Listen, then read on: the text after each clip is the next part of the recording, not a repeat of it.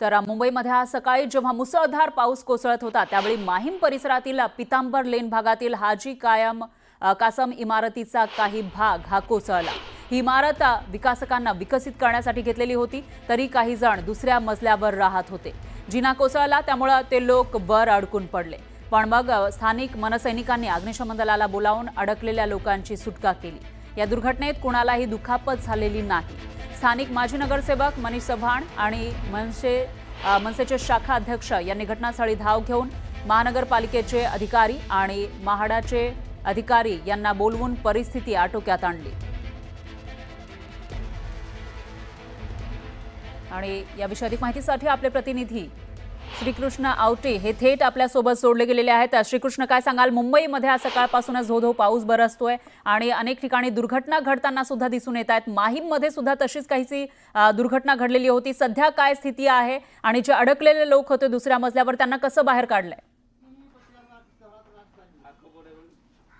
नक्कीच फरा, आज सकाळपासून जो आहे तो मुंबईत धो जो आहे पाऊस बरसताना आपल्याला पाहायला मिळालं। संपूर्ण मुंबईत अनेक ठिकाणी जे आहे पाणी जे तुंबलेलं आपल्याला किंवा तलावाचं स्वरूप आलेलं पाहायला मिळालं। त्याच ठिकाणी दुसरीकडे पाहायला गेलं तर अनेक ठिकाणी जे आहे म्हणजे माहीम येथे जे आहे ती एक आपल्याला संपूर्ण इमारत कोसळलेली पाहायला मिळाली। 3 मजली जी इमारत आहे ती इमारत जी कोसळलेली आपल्याला पाहायला मिळाली। याच म्हणजे MMCA मिया मोहम्मद छोटनी रोड या ठिकाणी जी ही इमारत आहे आणि या ठिकाणी आपण पाहू शकतो अतिशय जुनी अशी बिल्डिंग जी आहे ती इमारत आपल्याला पाहायला मिळते। ही इमारत अगदी 3 माळ्याची संपूर्ण इमारत ती आहे आणि ह्या 3 माळ्याच्या इमारतीत सध्या तरी स्थानिक अशी देखील माहिती मिळत आहे की कोणी ह्या इमारतींमध्ये राहत नव्हतं, परंतु ह्या ठिकाणी जे आपण पाहू शकतो दृश्यांमध्ये ही जी आपल्याला लोखंडी शिडी दिसत आहे त्या शिडीच्या वरती एक कुटुंब राहत होतं, ते देखील या ठिकाणी अडकले होते आणि आज सकाळच्या दरम्यान ही घटना घडलेली आहे सर्वात प्रथम तर। आणि त्यानंतर ह्याच घटना घडल्यानंतर त्वरित मनसैनिकांकडून जे आहे मनसेच्या कार्यकर्त्यांकडून जे आहे थेट अग्निशामक दलाला सांगण्यात आलं आणि म्हाडाचे अधिकारी असतील सर्वांना जे आहे त्वरित घटनास्थळी दाखल झाले आणि या अग्निशामक दलाच्या जवानांच्या सहाय्याने जे आहे ते वरती एका अडकलेल्या कुटुंबियांना त्वरित खाली काढण्यात आलं। आपण पाहू शकतो फराक पाहायला गेलं तर अतिशय जुनी अशी इमारत आहे, संपूर्ण L शेप मध्ये जी ती इमारत आहे आणि पाहायला गेलं तर अगदी टेकू सुद्धा देण्यात आलेला आहे। लाकडाचा टेकू जो आपण म्हणतो सपोर्ट जो आहे तो या लोखंडी रॉडला लाकडा टेकू दिलेला आहे। कुठेतरी निष्काळजीपणा म्हणायचा का या संपूर्ण कुणी या गोष्टीकडे कोणी लक्ष देत होतं का किंवा प्रशासनाकडून किंवा महानगरपालिकेकडून ह्या गोष्टीकडे लक्ष दिलं गेलं नाही का असं देखील पाहायला गेलं तर।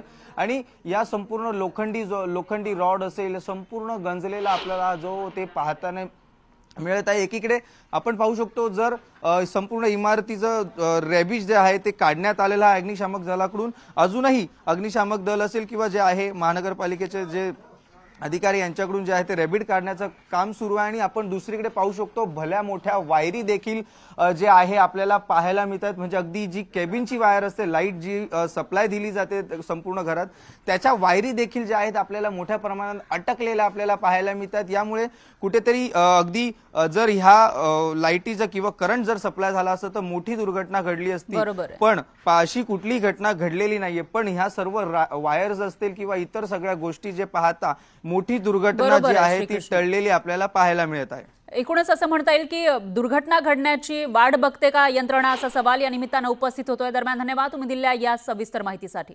आणखी एक मोठी अपडेट आहे ती म्हणजे आमदार आदित्य ठाकरे मुंबईमधील विविध ठिकाणी पाहणी दौरा करताना दिसून आले। आचार्य यात्रे स्टेशन, हिंदमाता परिसर आणि महालक्ष्मी इथं जाऊन त्यांनी पाहणी केली आहे। मुंबईतील नाले सफाई आणि रस्त्यांच्या कामावरून आदित्य ठाकरेंनी शिंदे गटावर भ्रष्टाचाराचे आरोप केले। तर याआधी सुद्धा मे महिन्याच्या सुरुवातीला त्यांनी पाहणी केलेली होती, आरोप केलेले होते। आता मे महिना संपायला आलेला आहे, शेवटचा आठवडा आहे मे महिन्याचा आणि अशामध्ये जेव्हा मुसळधार पाऊस बरसतोय त्यामध्ये अनेक ठिकाणी पाणी साचल्याचं दिसून आले। त्यावरून आदित्य ठाकरे यांनी शिंदे गटावर निशाणा साधला। तर ही दृश्य आपल्याकडे येत आहेत रत्नागिरी मंडनगड इथली। या ठिकाणी आपण बघितलं तर सगळीकडे फक्त पाणीच पाणी दिसून येतं आणि आजूबाजूला जी वस्ती आहे तिथंही पाणी शिरल्याचं आपल्याला दिसतंय। हा रस्ता आहे पण या रस्त्यावर डोंगरावरून येणारा पाण्याचा प्रवाह आपण बघितला तर पावसाळ्यामध्येही जेव्हा जुलै ऑगस्ट मध्ये धो पाऊस बरसतो त्यावेळेला अशी स्थिती कदाचित तुम्ही बघितली असेल, मात्र आता मे महिन्यामध्येच अशा पद्धतीनं पाणी मोठ्या प्रमाणामध्ये वाहताना आपल्याला दिसून येत आहे आणि तेही लोकवस्तीमधून हे पाणी वाहू लागलेलं आहे। त्यामुळं किती मोठ्या प्रमाणामध्ये या ठिकाणी पाऊस पडला असेल याचा अंदाज आपण बघू शकतो, लावू शकतो। खाडी किनारी भागामध्ये हा पाऊस पडलेला आहे आणि पुढील 2 दिवस इथं सतर्कतेचा इशारा देण्यात आलाय। तर त्याच्या आधीची ही स्थिती, जेव्हा आता हा पाऊस पडलाय त्याच्यानंतर कशा पद्धतीनं पाण्याचा प्रवाह आपण बघतोय। आता पुढील 2 दिवस जर असाच पाऊस बरसत राहिला तर मात्र स्थिती नेमकी काय होईल हाही सवाल या ठिकाणी उपस्थित होतो। आणि याविषयी अधिक माहितीसाठी आपले प्रतिनिधी शिवाजी गोरे हे आपल्यासोबत फोन लाईनवर जोडलेले आहेत। शिवाजी, काय सांगाल, मोठ्या प्रमाणामध्ये पाण्याचा लोंढा आपल्याला रस्त्यावरून वाहताना दिसतोय, काय स्थिती आहे आणि तिथे राहणारे जे लोक आहेत त्यांची काय अवस्था आहे? खरोखरच धोकादायक स्थिती निर्माण झालेली आहे। या ठिकाणचे लोक पूर्णपणे भयभीत झालेले आहेत। बानकोटची खाडी आहे ती दुथडी भरून वाहते आणि बाजूलाच असणारे जे वाल्मिकी नगर आहे, या वाल्मिकी नगर भागामध्ये पूर्णपणे पाणी शिरलेलं आहे। मच्छीमार लोकांची वस्ती आहे आणि खाडी किनारी असणाऱ्या या वस्तीला आता धोका निर्माण झालेला आहे। पुढील 2 दिवस अतिवृष्टीचा इशारा हवामान विभागाने दिलेला आहे। पुढील 2 दिवस जर का अशाच प्रकारचा पाऊस राहिला तर इथे मोठ्या प्रमाणामध्ये वित्तहानी किंवा जीवितहानी सुद्धा होऊ शकते। त्यामुळे प्रशासनाने त्यांना स्थलांतरित होण्याचे आदेश सुद्धा दिलेले आहेत। प्रशासन अलर्ट मोडवरती आहे। नागरिकांना काळजी घेण्याचं वारंवार आवाहन सुद्धा प्रशासनाकडून करण्यात येते। मात्र पाऊस इतका आहे की ढगफुटी सदृश्य पाऊस कोसळतोय। मोठ्या प्रमाणामध्ये जे पाणी आहे ते रस्त्यावर आलेलं आहे। घरामध्ये लोकांच्या पाणी घुसलेलं आहे। त्यामुळे रात्र कशी काढायची हा प्रश्न त्यांच्या समोर निर्माण झालेला आहे। त्यांचं अन्नधान्य असेल किंवा सामानाची मोठ्या प्रमाणामध्ये आता नासधूस झालेली आहे। प्रशासन आता पंचनामा करून त्यांना दिलासा कसा देतं हेच पाहणं महत्वाचं आहे। परंतु पुढील जर का 2 दिवस अशाच प्रकारचा जर का पाऊस राहिला तर ठिकठिकाणी मोठ्या प्रमाणात जनजीवन विस्कळीत होईल, घरांना सुद्धा धोका निर्माण होईल, काही ठिकाणी दरडी कोसळण्याचा धोका सुद्धा संभवू शकतो। निश्चितच शिवाजी, याविषयीचे अपडेट आपण घेत राहूया। दरम्यान धन्यवाद तुम्ही दिलेल्या या सविस्तर माहितीसाठी। तर मुंबईमध्ये सुद्धा पावसामुळे दाणादाण उडालेली आहे आणि आमदार आदित्य ठाकरेंनी याचा आढावा घेतला, पाहणी दौरा केला, त्याच्यानंतर त्यांनी शिंदे गटावर निशाणा साधला।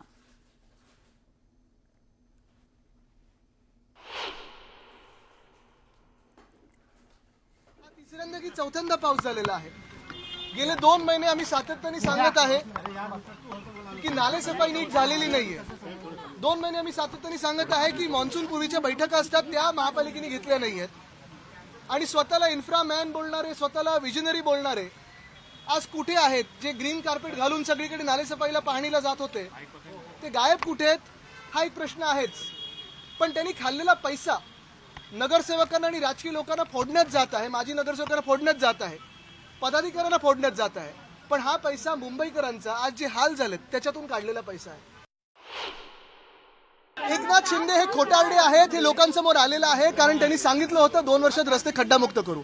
त्यांच्या खिशातले खड्डे भरलेले आहेत पण मुंबईचे रस्ते खड्डेमुक्त झाले नाहीयेत। हेच काय तुम्ही पहा, मागच्याच आठवड्यात मी छत्रपती संभाजीनगरला गेलो होतो।